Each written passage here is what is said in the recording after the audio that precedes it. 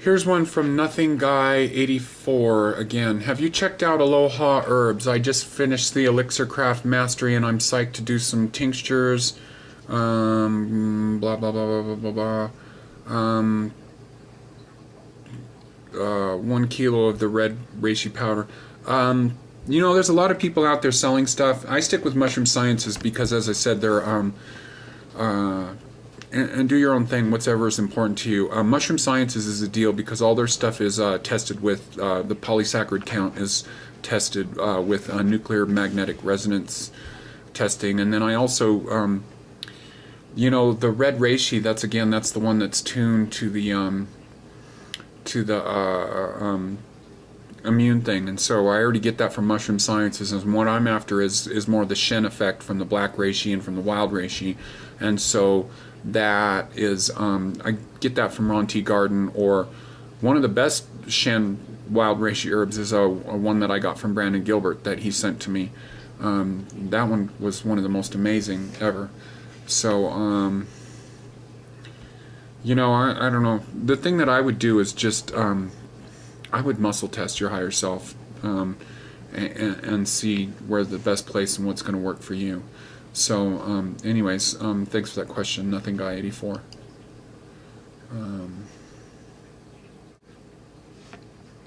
Okay, I got this question from Owl Hooves, which is basically questioning the mainstream gourmet guru raw food things, hype bullshit, and not really helping me out. I wasn't sure what was next, but I knew instinctively that raw foods was right and how awesome and blah blah blah blah. I agree. There is a lot of bullshit out there, and I don't think I ever really realized the level of bullshit until I saw this raw food radio voting crap. You know, with you know, whatever you do going raw, even if you're eating tons of agave and dates, it's better than the standard American diet, but definitely don't stop there, because another thing I want to say is a lot of the mainstream of people that are raw fooders are people that look to me like they're about 32 years old, 33 years old. Like Matt Monarch's a great example.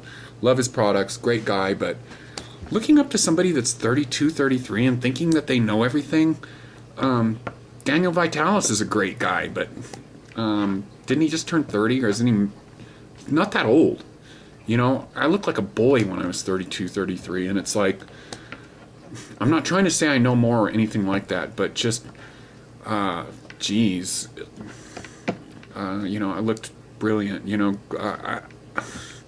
What I'm trying to say is just that somebody who's been through a lot of shit, somebody who's healed a chronic disease, like there's this guy, I forget who he is, Raw Matt or something like that, and he's like some kind of fighter or something like that, and he talks a good talk and everything, but I'm not really that impressed with his diet or anything like that, and you know, it's great, better than the standard American diet, but you know, listening to all these people that are 32, 33 and just, you know, lovely, radiant, whatever, you know, that's great.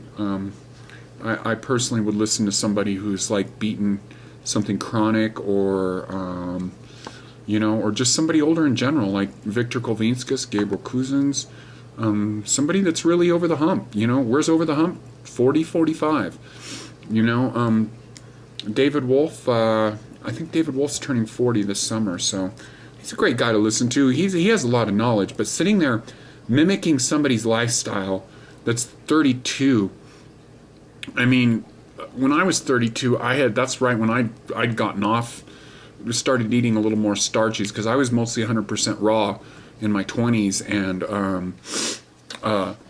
I had a new partner. It was the partner who actually gave me HIV and started getting me into a lot of the starchy crap, you know, flour tortillas and stuff like that. He was a vegan, and as Dr. David Judd says, that's often a code word for starchaholic, and I would agree.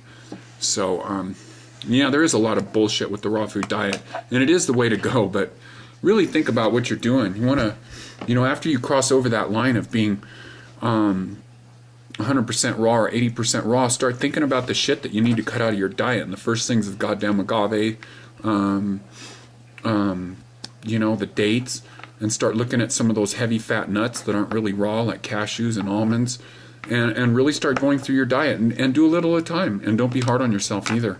You know, it's better to eat like, you know, a little cooked. What am I trying to say is that being a sensible omnivore is probably better than being a 100% raw. That's where you're eating nothing but agave and little raw fruit pies and all that kind of stuff. So, hey, how are you? This is Keith again, trying to answer all my questions. Got a long mail here from one of my subscribers who I really love getting comments from. First off, though, I'm going to say tonight's a full moon, and I want to tell you about a lovely bit of a law of attraction magic that you can do on a full moon like tonight. Is take a blank piece of paper and set that piece of paper out. It's called moon paper, and you want to charge that piece of paper. And basically, you're going to set that piece of paper aside, and that's going to be your moon paper. And then on the new moon, you want to write down affirmations on that paper, and then just return to that piece of paper and review your affirmations, and you'll be surprised what happens. Yeah? Okay. Here's a question from P. Observer. Keith, a lot of your views and your influences interest me. Could you perhaps, maybe if you've written one already or maybe not, as something you may consider sharing in your YouTube videos, an autobiographical account of your life up until 47. I'm 46, not 47 yet. I'm entirely directed towards studying the technological singularity transhumanism of Terence McKenna theories, human development. A lot of names I don't recognize here. Yeah, I'm into a lot of stuff that a lot of raw fooders don't talk about. Terence McKenna is a huge favorite because, as you all know, I've been a psychonaut. I've done a lot of drugs, and I've done a lot of mushrooms, and I've done a lot of psychedelic exploration. But you don't have to be into that to be into Terence McKenna. Sad thing about Terence McKenna is I think he's pretty pathetic that he died at an early age because he smoked too much fucking weed, died of brain cancer.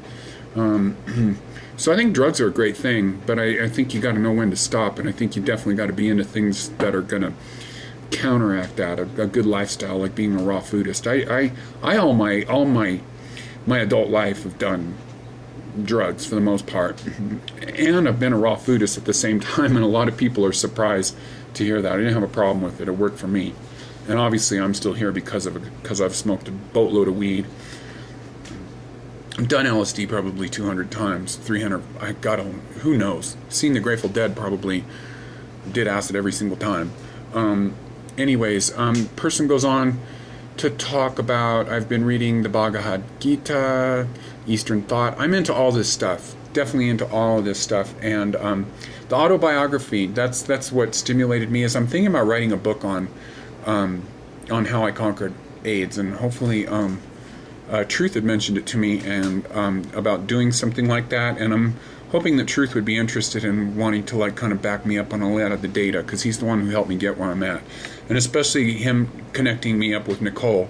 So that's definitely a project, but right now the first thing I'm doing is I'm really trying to get my music back alive to where it was before HIV kicked my ass.